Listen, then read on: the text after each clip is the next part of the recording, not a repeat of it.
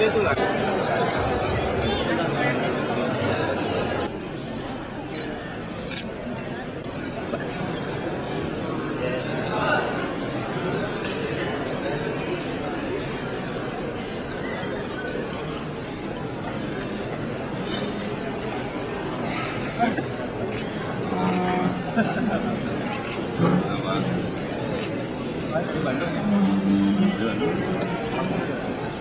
Lewat ada dulu.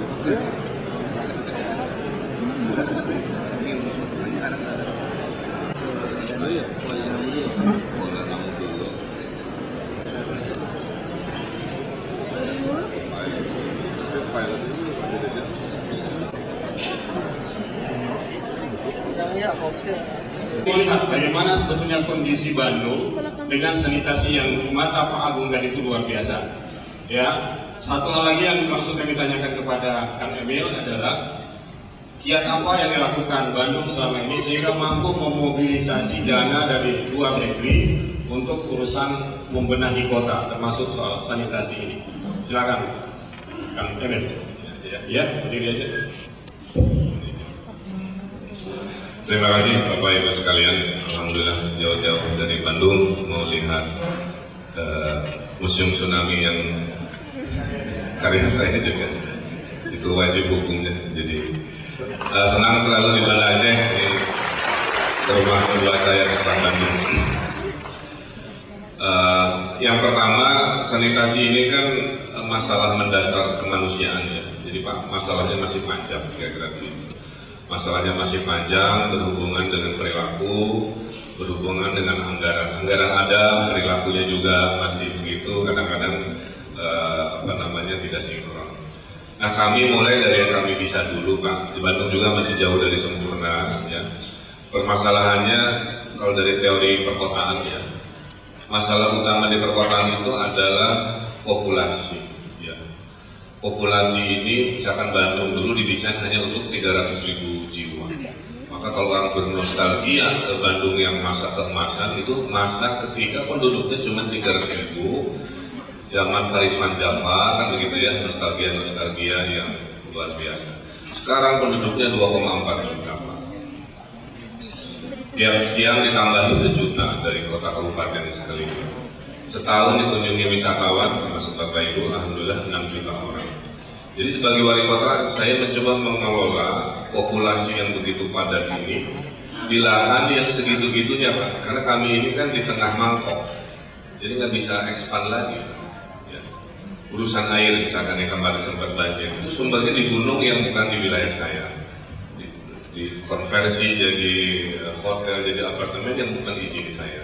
Saya 3 tahun tidak pernah ngasih izin-izin lagi di wilayah saya di utaranya, tapi kabupaten kan agak susah gitu ya, jadi serba salah. Kemarin dicek misalkan mampet-mampetnya di kabupaten hilirnya, ya airnya balik kanan kan, sehingga kesimpulannya itu tadi ya, begitu padat. Nah tapi itulah kebermanfaatan kami ya, individu-individu yang jadi wali kota bupati adalah mencari upaya di tengah problem ini. Jadi negeri ini masih dalam perjalanan, ya, belum sampai, belum adil dan makmur, masih jauh kan. Allah mentakdirkan kami memperbaiki perlahan-lahan menuju si adil dan makmur itu. Nah intinya kompleksitas inilah yang kami hadapi. Kami mulai dulu dengan pola pikir dulu Pak, ya, bahwa hidup bersih itu penting. Saya mulai dengan 2013 ya Pak. 2013 itu Kota Bandung sangat kotor Pak. Kami 17 tahun tidak pernah mendapat liburan lagi. Yang terakhir itu tahun 90-an lah kira-kira begitu. Jorok dan sebagainya. Jadi kenapa saya jadi wali kota, dari arsitek juga itu kota kelahiran kan. Dan cinta itu ada 3, cinta kepada Allah Subhanahu Wa Taala, cinta kepada manusia, cinta kepada tanah air kira-kira begitu. Nah, saya sedang mempraktekkan cinta saya yang ketiga. Nah, akhirnya saya mulai dengan perilaku Pak. waktu saya ke Jepang, contoh kecil, kan Jepang tuh negerinya bersih Pak, Bu ya. Tapi ada kelompok nenek-nenek, kakek-kakek itu pungut sampah Pak, pakai seragam gitu ya. Saya bilang negerinya sudah bersih, kok masyarakatnya begitu. Ternyata di Jepang nggak ada arisan kesimpulannya. Jadi kalau kita arisan di ruangan, kalau sana arisan berkumpul silaturahminya tuh sambil kebersihan. Pulang dari Jepang, saya bikin gerakan pungut sampah. Senin, Rabu, Jumat, kalau ada fotonya silakan. Senin, Rabu, Jumat, setiap anak sekolah wajib pungut sampah radius 100 meter Pak, dari sekolahnya. Itu pertamanya. Dulu Pak, tahun 2013 kalau ada sampah dan ada warga Bandung lagi duduk, pasti jawabannya Pak Wali, ini bukan sampah saya baru datang, baru duduk, sampahnya sudah ada. Nah itu, ini nggak cerita. Setahun Pak saya lakukan itu. Sekarang kemana-mana anak-anak rajin pungut sampah. Ya Senin, Rabu, Jumat. Kenapa pakai harian? Saya percaya orang Indonesia itu senang dengan cicilan ya. Jadi per 2 hari sekali aja cukup lah kira-kira.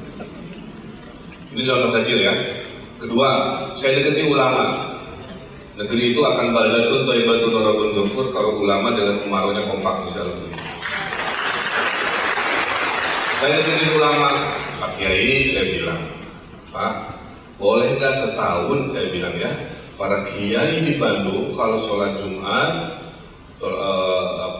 pengajian ibu-ibu, perbanyak an-nadhafatu minal iman aja, ya kebersihan sebagian dari iman dengan variasi kalimat-kalimatnya dan dakwahnya kayak gitu.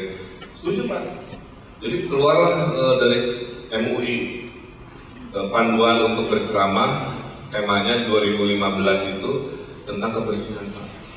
Dari pola pikir di sekolah saya suntikan, para ulama juga kompak mentemakan dakwahnya. Target saya Adipura itu 2016, ternyata 2015 kami sudah dapat, alhamdulillah. Jadi pelajarannya Pak. Nah salah satunya di dunia pendidikan. Karena gini, saya bersepeda tiap hari ke kantor karena Bandung kan sejuk ya. Itu nggak populer di orang tua Pak.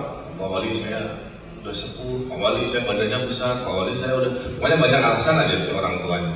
Tapi anak-anak sekolah ngerti. Sekarang back to school Pak, anak bersepeda ke sekolah itu ramai banget di Bandung. Karena saya bikin kebijakan sekolah harus dekat rumah. Nah kesimpulannya apa? Oke lah, dunia ini kalau susah menasihati orang tuanya, itu poin saya. Minimal generasi barunya yang saya cuci otak dengan kebaikan, gitu. Maka saya sekarang program-program investasinya ke anak sekolah, termasuk sanitasi juga. Itulah kenapa di sekolah kita punya program toilet sekolah di Bandung harus standar hotel bintang 3, itu bahasa saya. Pak Wali di mana toiletnya? Pokoknya mah lihat aja ke hotel bintang 3, itu yang saya mau gitu. Dan keramik mah sama-sama aja. Nah sekarang sudah mulai Pak, belum sampai ke titik 100%, tapi sekolah, karena saya tahu dan saya dulu seperti Laskar Pelangi Pak. Saya itu anak nakal waktu SD, main bola di kelas Pak. Nendang tinggi, kacanya pecah, pecahnya ke ruang guru. Langsung dipanggil Ridwan Kamil, kamu dihukum seminggu untuk ngepel WC Pak. Itu waktu SD saya. Jadi saya masih ingat WC-nya jelek, banyak hantunya, terus lupa-lupa seminggu. Jadi memori WC jorok dan itu nempel di saya. Nah sekarang dengan gerakan toilet sekelas bintang 3 di sekolah-sekolah itu yang mungkin tadi disampaikan dari Kemendikbud bahwa kita sudah mulai. Nah alhamdulillah ini sedang berproses. Problem di Bandung ini sekarang lebih di permukiman kumuh, kira-kira begitu. Karena sebagai ibu kota negara, kami ini kedatangan terus migrasi Pak. Karena di Jawa Barat ini kan ada gap ya, kota yang maju, ada yang kabupaten ini, semua lari kumuh. Jadi saya bilang ke BPS, Bu BPS, kalau ngitung pemiskinan dipisah dong, mana yang KTP Bandung, mohon maaf ya, mana yang bukan KTP Bandung. Betul, sebagai negara kita nggak boleh milih-milih kan. Tapi kan uang APBD saya harus dibelanjakan kepada yang KTP Bandung kan. Nah BPS itu kan menghitungnya gini Pak, setiap manusia Indonesia 6 bulan tinggal di sebuah kota dan dihitung sebagai statistik. Jadi perasaan saya untuk kekumuhan apa udah puluh miliar sebegitu, kok nggak ngefek kan gitu ya. Ternyata memang migrasinya luar biasa. Ini sedang kami cari cara lagi. Tapi poin saya, kepemimpinan yang menggerakkan itulah yang sekarang kami praktekkan di Bandung, mengubah pola pikir, itu paling sulit, tapi itu justru pintu pertamanya. Sisanya itu betul-betul inovasi teknis, inovasi administrasi, inovasi kebijakan. Tapi kalau itu ada pola pikirnya tidak banyak berubah, menurut saya menabur garam ke laut juga kan begitu. Nah, kira-kira begitu kondisi kami, kota yang padat, metropolitan, PR masih panjang, tapi insya Allah suatu hari akan sampai. Nah, kalau banjir itu tiap hari mengganggu atau merusak nggak sistem sanitasi? Ini saya cerita ya, masalah itu harus dihadapi, jangan dihindari. Bandung itu kan mangkok ya Pak, di dasarnya. Sumber airnya itu bukan di wilayah saya, itu problemnya. Kami dilalui aliran anak sungai ada 13 sampai 20-an. Kalau di atasnya besar, ya kami ini kebagian lewatnya. Nah pas kejadian banjir itu memang cuaca ekstrim, banjir deras, hujan deras 3 hari dihadirkan dalam 2 jam Pak. Jadi kalau pakai milimeter tuh hujan deras itu 20-an milimeter, hari itu 77 di waktu hanya 2 jam ya. Jadi memang sungainya meluap, tapi surut juga dalam 2 jam. Nah pas surut mah nggak pernah diberitakan, yang diberitakan pas pas nyalanya ngapain yang diceritain. Tapi pas mati kan, acara mati listrik, nah itu. Jadi saya harus ikhlas ya sebagai pemimpin yang kunci, siapapun yang mau jadi pemimpin, kunci nomor 1 harus ikhlas. Kerja diomongin, nggak kerja diomongin.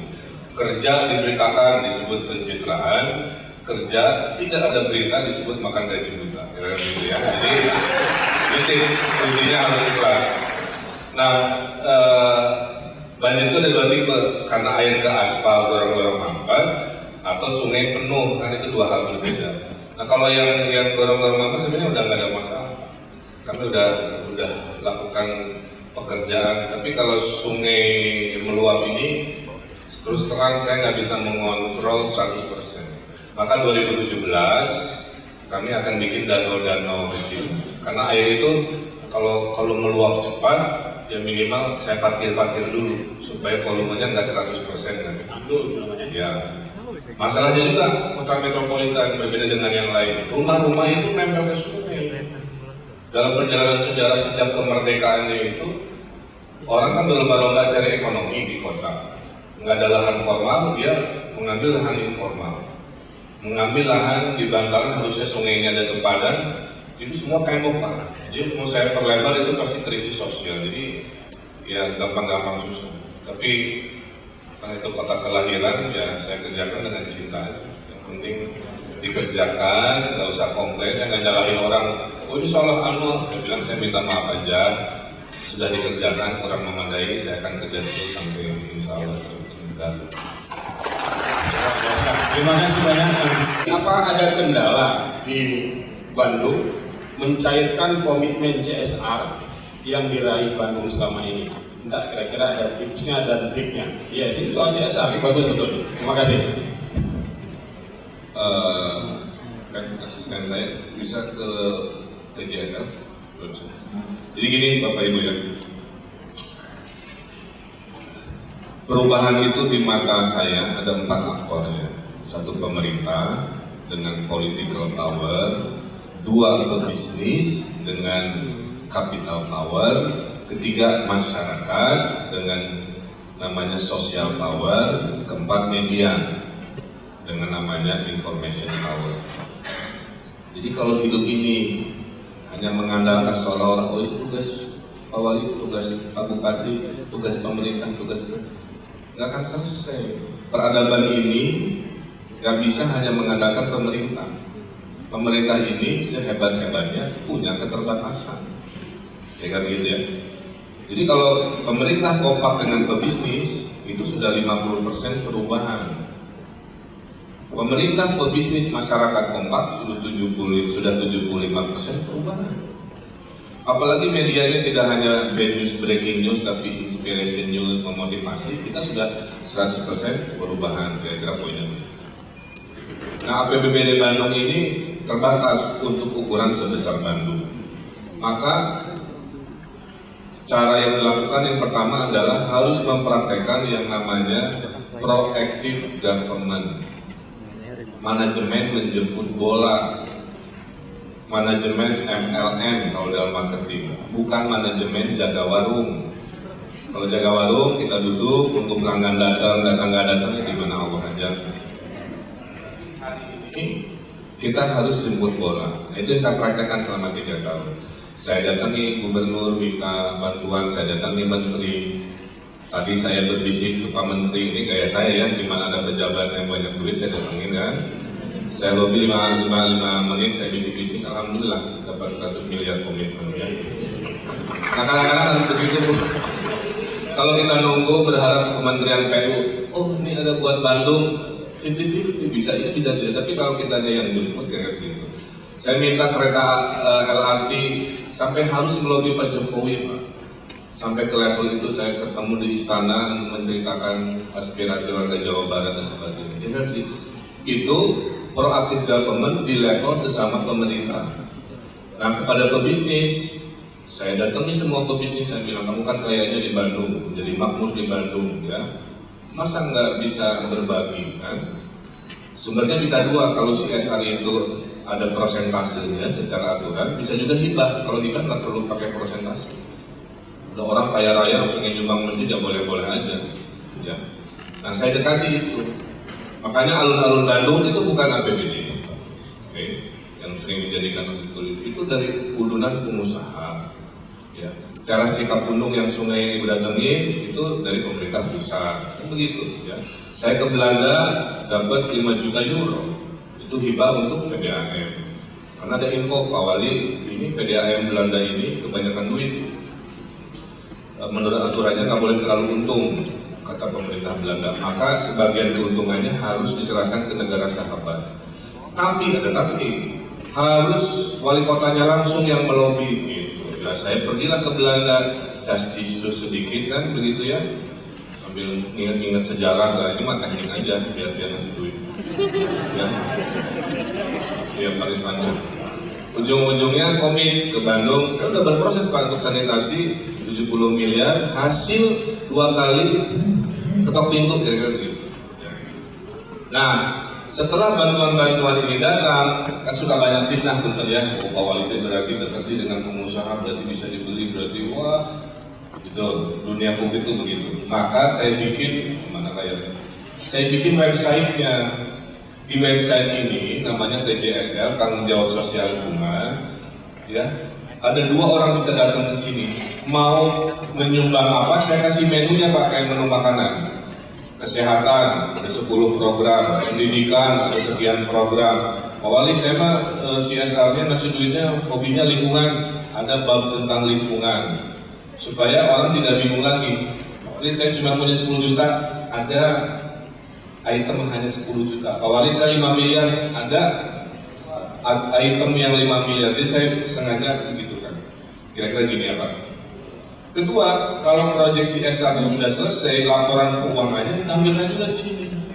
Makanya saya nggak pernah kena fitnah, karena silahkan ini barangnya, ini laporan keuangannya, ini prosesnya. Saya wali kota ini hanya jadi saksi saja. Tapi sebelum saya bikin website ya Pak, saya dianggap sebagai orang yang punya potensi ngambil duit dari CSR kayak begitu ya. Terus wah macam-macam lah. Ketiganya proaktif dibikin opsinya, kemudian transparan supaya hidup kita tenang. Nah insya Allah dengan pola perilaku seperti ini total hampir 300 miliar Pak. Bantuan dari sana sini untuk pembangunan Bandung yang non APBD tapi dikelola setransparan ini. Terima kasih banyak untuk pengalaman yang sangat mahal. Pak Ridwan Kamil, bagaimana cara Bapak meyakinkan masyarakat ataupun bagaimana cara Bapak membuat regulasi ataupun aturan yang sehingga membuat masyarakat sadar dan bisa membuat Bandung yang indah, nyaman, dan seperti yang kita lihat seperti sekarang ini. Terima kasih. Assalamualaikum warahmatullahi wabarakatuh. Kalau kamu suatu hari memimpin ya, pelajari psikologis warganya, Pak. Orang Bandung itu gaul-gaul, santun, gayanya begitu.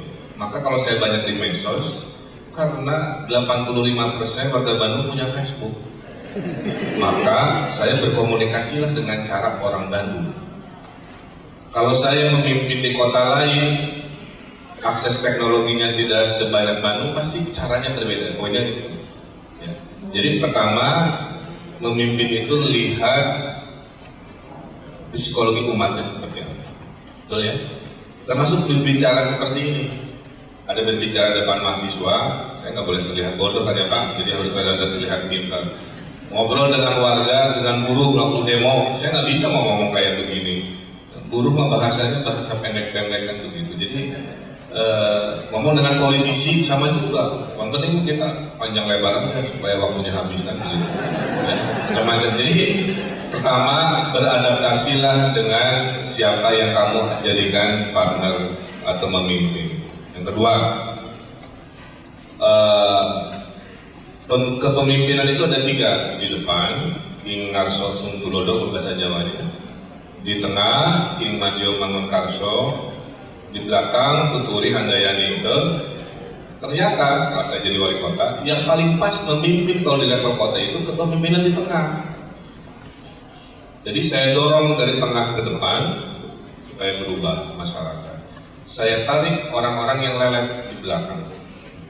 Tapi kalau memimpin hari ini hanya di depan, tunjuk-tunjuk tangan gitu ya, nunggu laporan dari bawahan, itu yang menyebabkan perubahan lambat. Itulah kenapa saya pungut sampah juga. Itulah kenapa saya baik terus walk juga. Itulah kenapa saya nangkap kejahatan-kejahatan juga, tangan saya ini kotor. Inilah kenapa saya ngatur-ngatur pot bunga juga. Jadi melelahkan jadi wali kota hari ini jika ingin perubahan cepat. Tapi kalau nggak mau cepat ya duduk aja di kursi belakang meja nunggu laporan kayak begitu ya. Termasuk urusan sanitasi juga yang saya bilang. Jadi waktu saya bilang yuk masyarakat Bandung kita gerakan pungut sampah, saya ini juga ikut Pak. Di sepeda saya itu ada plastik biodegradable ya. Tempat saya ngambil sampah, saya ada sarung tangan. Ke SD saya gerak, oh Pak Walinya ikut berarti saya ikut. Camat contohnya. Sekarang mas saya semangat beresin PKL. Ini testimoni ya. Kenapa? Karena Pak Walinya juga ikut beresin PKL. Gitu. Jadi kuncinya itu. Jadi kalau mau jadi pemimpin yang diturut dipatuhi oleh umatnya, berdirilah di tengah-tengah kira-kira begitu. Lebih banyak. Sesekali cukup di depan, tapi lebih banyak di tengah. Bapak Wali Kota Bandung, Bapak Ridwan Kamil. Jadi begini Pak, tadi Bapak telah mengatakan bahwa Bandung itu dihuni oleh 2,5 juta penduduk. Ditambah lagi ketika ketika siang tambah 1 juta dan mungkin ketika masa liburan akan bertambah naik. Wisatawan yang bandel dalam arti kata tidak sejalan gitu, tidak pemikirannya dengan pola pikir masyarakat Bandung yang telah Bapak bangun. Pertanyaannya saya ajukan kepada Bapak Ridwan Kamil, yaitu yang pertanyaannya tadi Bapak telah menjelaskan ada 4 power percepatan pembangunan yang telah Bapak katakan tadi, bahwa yang pertama ada power pemerintah, yang kedua ada power pembisnis, dan yang ketiga ada power masyarakat, dan yang keempat ada power media. Dan sekarang khususnya Kota Banda Aceh menuju Kota Madani itu 3 poin tersebut, yaitu power pemerintah, pembisnis, dan masyarakat itu alhamdulillah sudah berjalan lancar. Nah, yang jadi pertanyaan saya sekarang bahwasanya bagaimana caranya menggerakkan pemuda untuk bisa efektif menggunakan media sosial tersebut. Mungkin tadi Bapak telah mengatakan cara Bapak pendekatan di Bandung itu 85% yang melalui media sosial. Nah, sekarang yang lebih efektif agar pemuda itu menggunakan media sosialnya dengan baik dan benar. Terima kasih. Ini saya menghubungkan dengan sanitasi lah ya.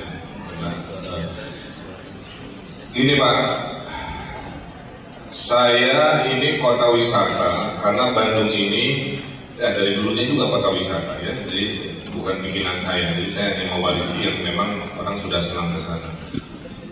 Masalahnya orang ke Bandung itu rata-rata bawa mobil, itu masalahnya. Kalau saya ke Jogja, saya ke Banda Aceh, saya ke Bali, saya terbang di sini ya dari mobil sewaan atau apa terbatas. Kalau di Bandung tuh orang Jakarta, pagi bete, siang ke Bandung dulu yuk, Bandung naik mobil. Soalnya udah pulang lagi, udah selalu bawa mobil. Ya. Pintu masuk Bandung ada 5, semua pilihnya Paster, ada 4 lagi pintu masuk itu. Semua pengennya di sini kan. Nah, itu contoh ya. Sampah naik Pak, Ibu ya, tiap weekend itu kita hitung 10-15%. Maka saya bikin peraturan, jadi kadang-kadang jawabannya itu peraturan. Siapa-siapa yang membawa tempat sampah di mobil didenda 250.000 Pak. Kalau di Bandung ya kita ada peraturannya gara-gara begitu. Nah saya merazia dan sekarang alhamdulillah sudah berkurang gara-gara itu. Dulu mobilnya Alphard buang sampah. Jadi kaya, berpendidikan tidak identik dengan cinta lingkungan. Jangan percaya ya. Itu mah ada di kepala dan di iman kira-kira begitu. Mobilnya Alphard pasti orang kaya. Ya pasti dia berpendidikan dan duitnya banyak, tapi buang sampah, tisu, rokok, apa dan seterusnya. Kira-kira begitu. Nah, jadi apa yang dilakukan? Satu, penegakan aturan. Ya sesekali kami melakukan razia-razia seperti itu. Kedua, saya mempromosikan agar kembali jadi manusia. Apa itu kembali jadi manusia? Ya jalan kaki lah. Makanya trotoar saya banyakin di Bandung. Ya. Jadi manusia lah, bersepeda lah. Jadi manusia jangan ke mall aja, mainnya di taman. Makanya di Bandung taman dibikin tematik Pak. Ada taman film, taman musik supaya hijaunya sama, aktivitas sosialnya beda. Jadi cuma orang. Nah, makanya saya bisa bedakan Instagram orang Jakarta dengan orang Bandung. Kalau di Jakarta pasti kebanyakan ya fotonya itu lagi belanja, lagi di kafe, lagi bawa apa, ngapain fitness apa, indoor culture. Kalau anak Bandung saya bisa bedakan, pasti sedang ada di sungai, sedang ada di trotoar, sedang di lapangan, jadi outdoor culture. Ciri orang outdoor culture biasanya memang lebih bahagia, karena dia bersentuhan dengan alam.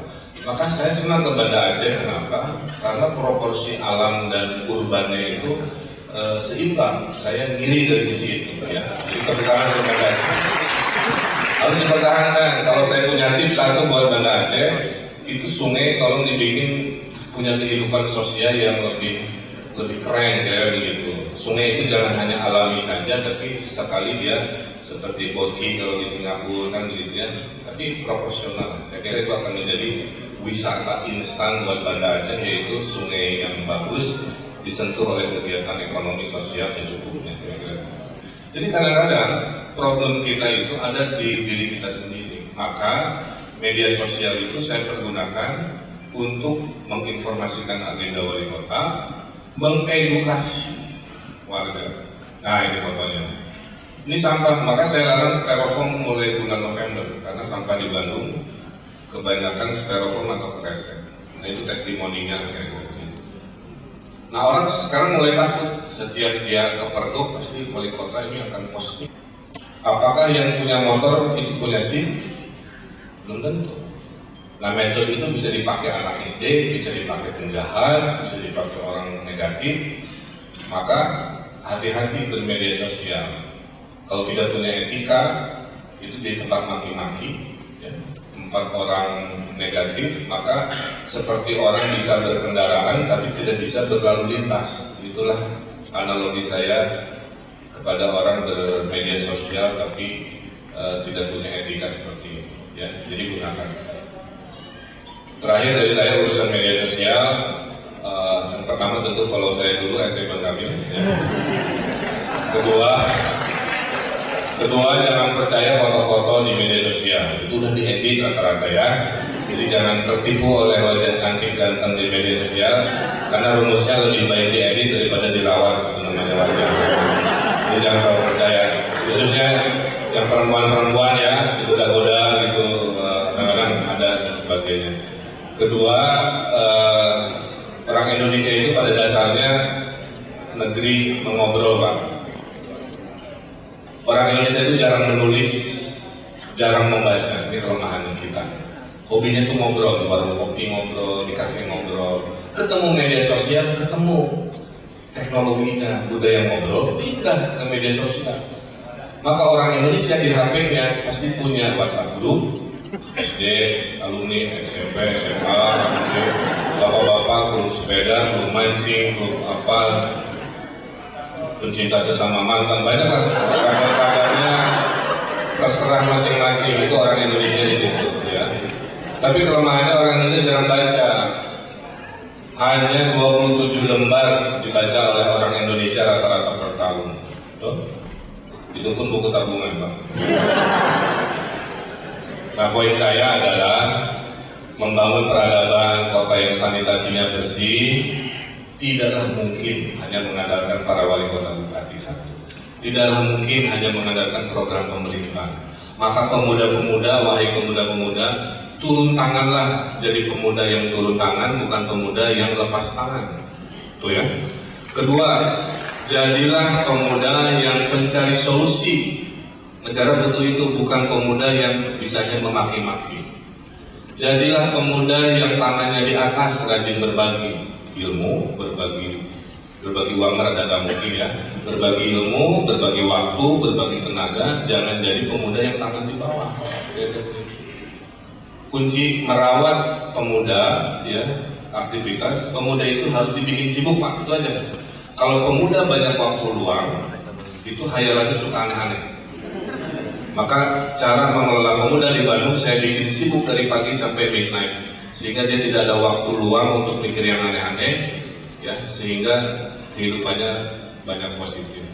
Saya membelanjakan sekitar 20 miliar per tahun di Bandung khusus untuk mendanai gerakan kegiatan pemuda agar sibuk dan Nah, tolonglah kami para wali kota bupati yang peduli sanitasi ya, gunakan kampanyenya untuk jagalah kebersihan, kan begitu ya, dengan medsosnya, dengan Instagramnya. Bikinlah kelompok pemuda yang tadi gerakan pungut sampah atau pemuda pemantau kebersihan atau kekumuhan, pengentasan kekumuhan, banyak ya.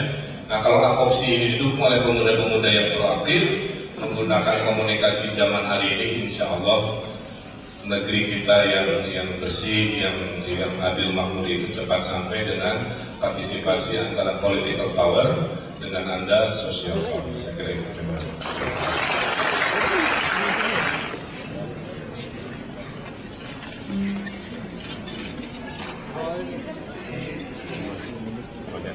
Oke, tepuk tangan sekali lagi untuk Pak Ridwan Kamil Emil dan juga beberapa yang kita untuk sesi play kedua